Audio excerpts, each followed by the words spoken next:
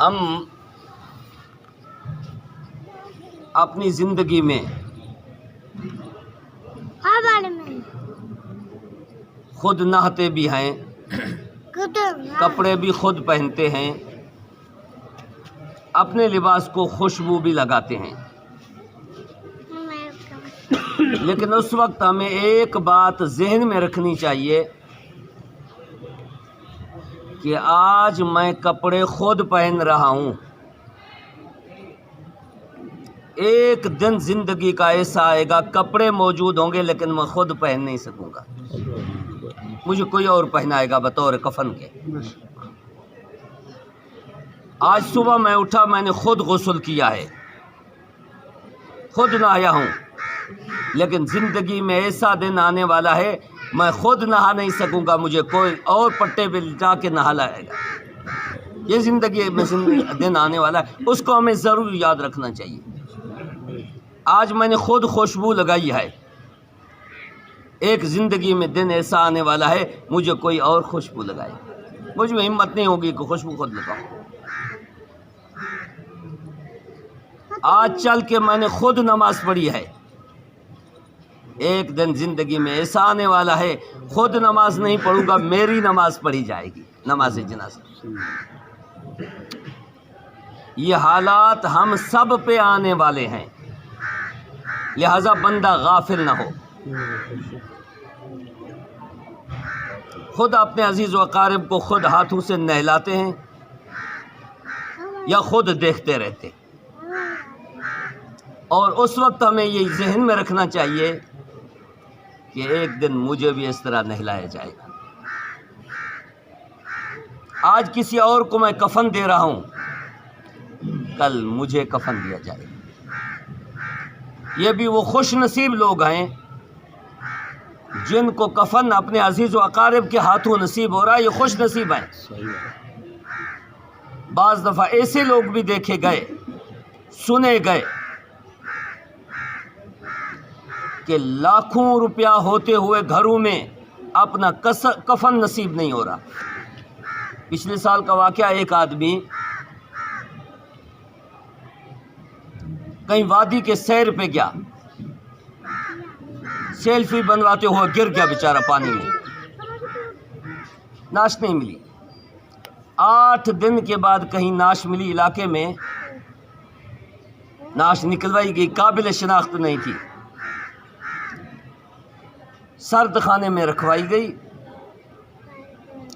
چندہ کر کے کفن کٹھا کیا گیا۔ ایک لاوارث ناش ملی ہے، کفن کے لیے پیسہ کٹھا کرے، چندہ کر کے کفن دیا گیا، لیکن پھر 15 دن کے بعد پتہ چلا گاؤں کا بڑا ذمہ دار تھا، بڑا امیر ترین بندہ تھا، لیکن کفن اپنا نصیب نہیں ہوا۔ تو بھائی ہم کفن دوسروں کو دیتے ہوئے یہ یاد رکھیں ایک دن مجھ پہ آنے والا ہے کہ مجھے بھی اس طرح کفن کرنا ہے۔ جلدی۔ یہ مراحل ہمارے سامنے ہوتے ہیں، لیکن قبر میں جب رکھا جاتا ہے انسان کو، ہم تو رکھ کے واپس آ گئے، مٹی ڈال کے واپس آ گئے، وہاں کیا ہو رہا ہے ہمیں پتہ نہیں۔ میرے محبوب صلی اللہ علیہ وسلم نے بتلایا، یہ مت سمجھیے یہ مٹی کا ڈھیر ہے، فرمایا یا یہ جنت کا باغیچہ ہے یا جہنم کا گڑھا ہے۔ اگر اعمال ہے ٹھیک، قبر کی ہم تیاری کر کے گئے تو یہ قبر جنت کا منظر پیش کرے گی۔ تمام کتب احادیث میں روایت موجود ہے، آپ صلی اللہ علیہ وسلم نے ارشاد فرمایا، قبر میں جب رکھا جاتا ہے انسان کو، اس سے 3 سوال کیے جاتے ہیں۔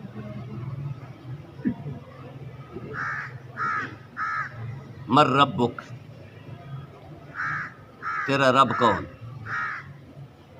تیرا پالنے والا کون ہے۔ اگر دنیا میں رہتے ہوئے ہم نے اپنے رب کو پہچانا، اپنے رب کے احکامات کو مانا، بظاہر تو سب کہتے ہیں ہم رب کو مانتے ہیں، بھائی زبان سے نہیں، اپنے اس جسم سے بتائیں کہ میں رب کو ماننا ہوں. میں کہوں ابو کو میں مانتا ہوں، میرا باپ ہے، بہت مجھے پیارا ہے. بیٹا پانی بھر کے دیں، بابا یہ نہیں ہو سکتا. بیٹا یہ دوائی لا کے دیں مجھے اسٹور سے، گرمی ہے بابا میں نہیں جا سکتا. کیا فرمانبردار بیٹا ہے یہ؟ بابا مجھے دبائیں، درد ہو رہا ہے، بابا یہ مجھ سے نہیں ہوتا. کیا فرمانبردار ہے؟ اسی باپ کا بیٹا تو ہے لیکن نافرمان ہے. ہم رب کی مخلوق تو ہیں، اگر رب کی نہیں مان رہے تو رب کے نافرمان ہیں، فرمانبردار نہیں ہیں. اب دنیا میں رب کو نہیں پہچانا تو قبر میں کیسے پہچانیں گے بھائی؟ دوسرا سوال ہوگا من نبیک، تیرا نبی کون ہے بتا؟ دنیا میں رہتے ہوئے اگر اپنے نبی کو ہم نے پہچانا، اپنے نبی کے احکامات پہ، اس کی سنتوں پہ زندگی گزاری تو قبر میں ہم پہچان لیں گے یہ میرا نبی ہے، ورنہ پہچان نہیں ہوگی. آج جس سے بھی کہا جائے کہ یہ میرے محبوب کا طریقہ ہے، کہتے ہاں ہاں سنت ہے نا. ایک اللہ والے نے لکھا ہے کہ اگر سنت کو حقارت کی نظر سے، توہین کی نظر سے دیکھا جائے تو اسلام سے بندہ خارج ہو جاتا ہے. ہاں نبی کی سنت ہے، میں نہیں کر رہا، میں گنہگار ہوں. یہ اس وقت تک تو ہم مسلمان ہیں. اگر یہ کہہ دیا جائے ہاں ہاں جانتا ہوں نبی کی سنت ہے، دائرہ اسلام سے خارج ہو گیا.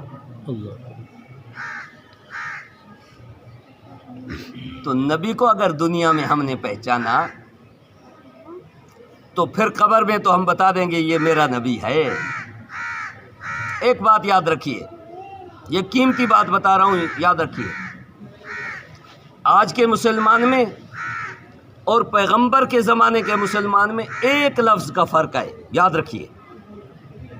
وہ کون سا ہے؟ کی کا فرق ہے. کی، صرف کی سے کھلتی ہے نا کی. کیسے؟ ہم اللہ کو بھی مانتے ہیں، نبی کو بھی مانتے ہیں. ہم سارے مسلمان الحمدللہ اللہ کو بھی مانتے ہیں، اللہ کے نبی کو بھی مانتے ہیں، لیکن اللہ کی نہیں مانتے، اللہ کے نبی کی نہیں مانتے. بس فرق اتنا ہے. آج کے مسلمان اور اس وقت کے مسلمان میں یہ فرق ہے. وہ اللہ کو بھی مانتے، اللہ کی بھی مانتے. جو اللہ کا حکم ہے 100% میں کروں گا.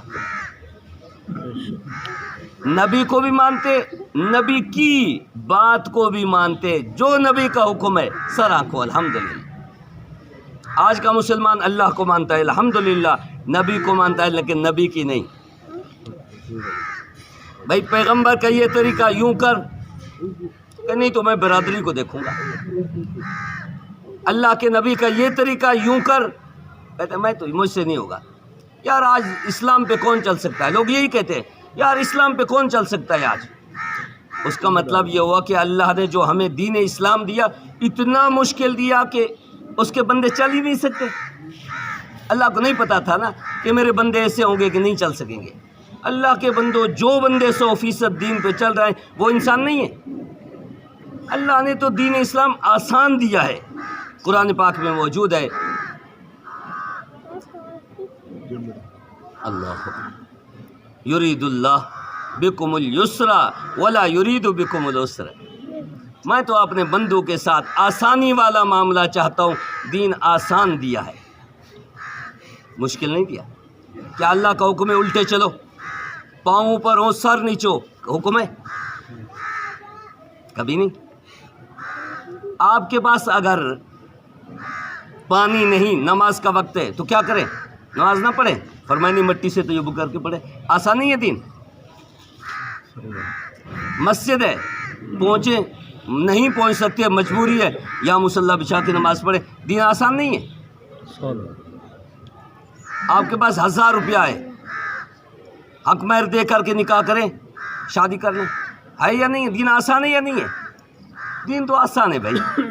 ہم نے خود دین کو مشکل بنا رکھا ہے. دین مشکل نہیں ہے. ایک صحابی ہے، یا رسول اللہ صلی اللہ علیہ وسلم میں نے شادی کرنی ہے. فرمایا کچھ ہے؟ حق مہر کے لیے لے آئیں. فرمایا انگوٹھی پڑی ہے، فرمایا ٹھیک ہے انگوٹھی دو، جاؤ میں نے نکاح کرا دیا۔ دین اسلام تو آسان ہے۔ تو یہ کہنا کہ دین پہ آج کون چل سکتا ہے، یار دین تو مشکل ہے، تو اس کا یہ مطلب ہوا کہ اللہ کو پتہ نہیں تھا کہ اتنا مشکل دین بھیج رہا ہوں، اور میرے محبوب صلی اللہ علیہ وسلم نے جو ہمیں شریعت دی اتنی مشکل دی کہ آدمی چل ہی نہیں سکتا۔ یہ نہیں ہے بھائی، دین آسان ہے۔ تو دوسرا سوال یہ ہوگا کہ بتا میرا بندہ، ان اوصاف والا جو نبی تیرے پاس بھیجا تھا، تو بتا تیرا نبی کون ہے؟ تیسرا سوال ہوگا ما دینک، دین کے متعلق تیرے پاس کیا معلومات ہے، تیرا کون سا دین تھا بتا۔ کہاں سے؟ اگر ہم نے دنیا پہ دین پہ زندگی گزاری ہوگی تو انشاءاللہ تعالی ہم تینوں سوالوں کا جواب دے دیں گے۔ من ربک ربی اللہ، من نبیک نبی محمد صلی اللہ علیہ وسلم، ما دینک دینی الاسلام، تین سوالوں کے آسان جواب۔ لیکن جواب وہ دے سکے گا جس نے زندگی اسی دین کے مطابق گزاری ہوگی، ورنہ دیکھیے طوطے کو بھی سکھاتے ہیں نا اللہ اللہ۔ ہمارے پاس ایک طوطا تھا، کلمہ بھی پڑھتا تھا، لیکن جب بلی آتی کلمہ بھول جاتا، ٹائیں ٹائیں شروع کر دیتا۔ ہاں، قبر کی سختی جب ہم دیکھیں گے وہ زبان والی باتیں یاد نہیں رہیں گی، یہ سیم یقین والی، یہاں دل میں جس کو ہم نے بٹھایا ہوگا وہی ہوگا۔ تو جب سوالوں کے جواب ہو جائیں گے، اللہ رب العزت کی طرف سے اعلان ہوگا۔ سب سے پہلا کام، آپ صلی اللہ علیہ وسلم نے ارشاد فرمایا، یہ قبر مد الی بصری، منتہائے نظر تک وسیع ہو جائے گی، کھلی ڈلی ہو جائے گی، اور اللہ رب العزت کی طرف سے اعلان ہوگا صدق عبدی، میرے بندے نے ٹھیک کہا، دنیا میں مجھے پہچانا، میرے نبی کو پہچانا، دین کے مطابق زندگی گزاری، سچ کا ہے۔ اب کیا کیا جائے سنیے، اب مٹی کا ڈھیر نہیں ہے۔ اللہ اکبر، وَأَفْرِشُوا لَهُ مِنَ الْجَنَّةِ، جنت کا بستر بچھاؤ، بستر آ گیا۔ وَأَلْبِسُوهُ مِنَ الْجَنَّةِ، جنت کو یونیفارم اور لباس بھی پہنا دو۔ وَافْتَحُوا لَهُ بَابًا مِنَ الْجَنَّةِ، جنت کی طرف سے ایک کھڑکی بھی کھول دے، ٹھنڈی ٹھنڈی ہوائیں آتی رہیں۔ قرآن پاک میں وہ جو فروح و ریحان، ٹھنڈی ٹھنڈی ہوائیں، راحتیں، چین، سکون، اللہ کی طرف سے اعلان ہوگا۔ میرے محبوب صلی اللہ علیہ وسلم نے فرمایا، نم، سو جا، بس آرام کا، لیٹ جا، اب تو دنیا سے تھکا ہوا آیا، احکامات میں پابندی کی تھکا ہوا آیا، سو جا، پھر یہ راحتیں ہوں گی، آرام ملے گا۔ آج سے کوئی 15 سال پہلے کی بات ہے، یہ حیدر شاہ والا جو مقام ہے نا قبرستان، سخت گرمی کا موسم تھا، حاجی عبد القادر صاحب رحمۃ اللہ علیہ سومرو تھے، یہ قبر کن تھے، قبریں بناتے تھے۔ مجھے ہاتھ سے پکڑا، مجھے کہتے قاری صاحب ادھر آؤ، کہتے یہ دیکھ رہے ہیں جگہ، یہاں میں نے قبر کی کھدائی کی ایک آدمی کے لیے، تو نیچے گھڑا تھا، میں نے ہاتھ لگایا، ہاتھ میرا جل گیا، جلدی باہر نکلا۔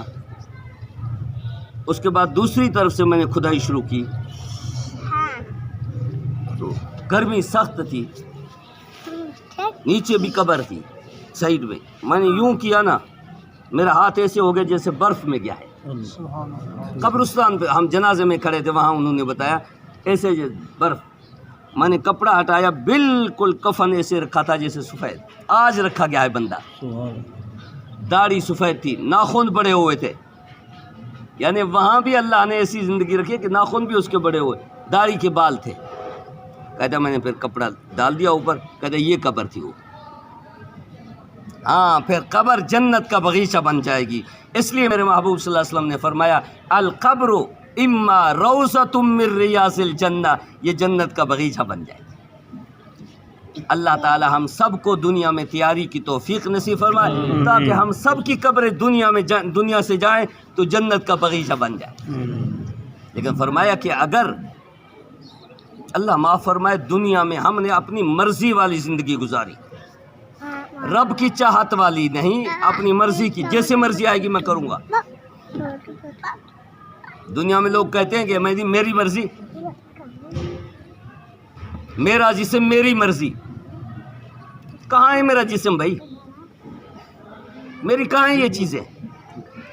اگر میری یہ اپنی ہوتی، یہ باڈی یہ جسم میرا اپنا ہوتا، نظر بھی کیوں ہو جاتی ہے؟ یہ چشمے موٹے موٹے ہم نے کیوں لگائے ہیں؟ ہماری اپنی نہیں ہے نا. یہ ہاتھ کام کرنے کیوں چھوڑ گئے؟ یہ پاؤں یہ چلنا کیوں چھوڑ گیا؟ ہمارے اپنا نہیں ہے، کسی اور کا ہے. یہ امانت ملی ہوئی ہے، امانت. یہ رب کی طرف سے ہمیں امانت ملا ہے، یہ جسم ہمارا نہیں ہے. تو بھائی جس کی چیز ہے تو اس کے حکم کے مطابق ہم استعمال کریں نا، اس کے حکم کے مطابق استعمال کریں. آنکھیں میری وہ دیکھیں جیسا میرا رب کا حکم ہو، میرے محبوب کا طریقہ ہو. میرے ہاتھ ویسے استعمال ہوں میرا جیسے رب کا حکم ہو، جیسے میرے محبوب کا طریقہ ہو. تو اس لیے اگر ہم نے من چاہی زندگی گزاری، رب کو ناراض کر کے زندگی گزاری، زندگی گزر جائے گی. فرعون نے گزاری نہیں، موسیٰ علیہ السلام بھی گزار گئے. اگر رب کی ناراضگی والی زندگی گزاری، یاد رکھیے بعض دفعہ اللہ دنیا میں بھی دکھا لیتے ہیں، ایسے ایسے عذابات میں مبتلا کر دیتے ہیں کہ سارے دعائیں کرتے ہیں یا اللہ اس کو سنبھال لے. آپ تڑپ رہے ہوتے ہیں بندے. تو اس لیے کوشش کریں کہ رب کی فرما برداری میں زندگی گزاریں، رب کی نافرمانی کبھی نہ کریں. نمازیں ہیں اپنے اوقات میں پابندی کے ساتھ ادا کریں.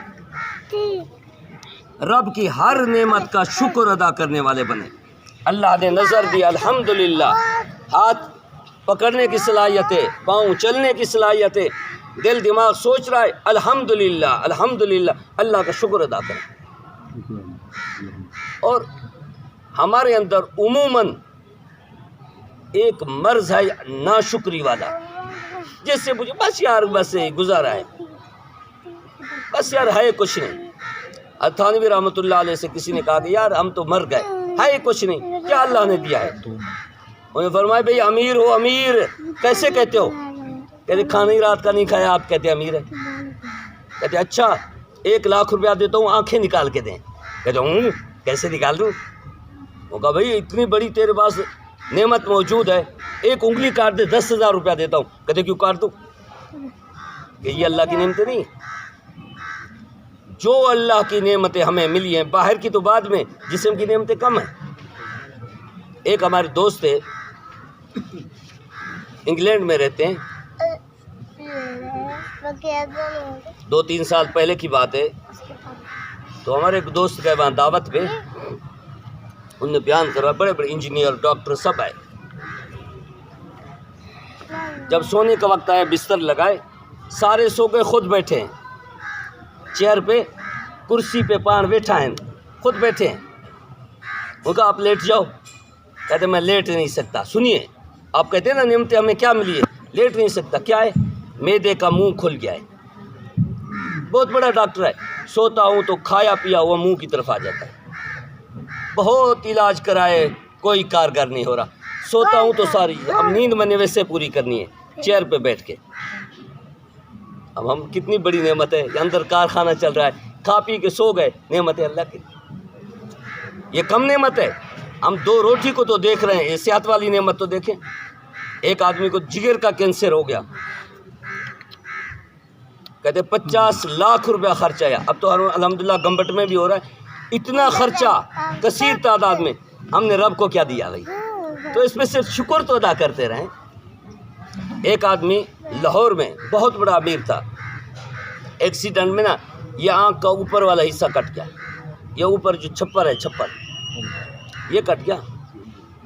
تو بار بار ٹیشو پیپر سے نہیں اس کو صاف کرتا اور پانی سے صاف کرتا، یہ لال پڑ گیا بیچارے کا. یہ ہے وائپر، جس طرح وائپر سے کسی چیز کی صفائی کرتے. یہ دیکھیں بیٹھے ہیں، مٹی آ رہی ہے، آنکھیں یوں ہل رہی ہے.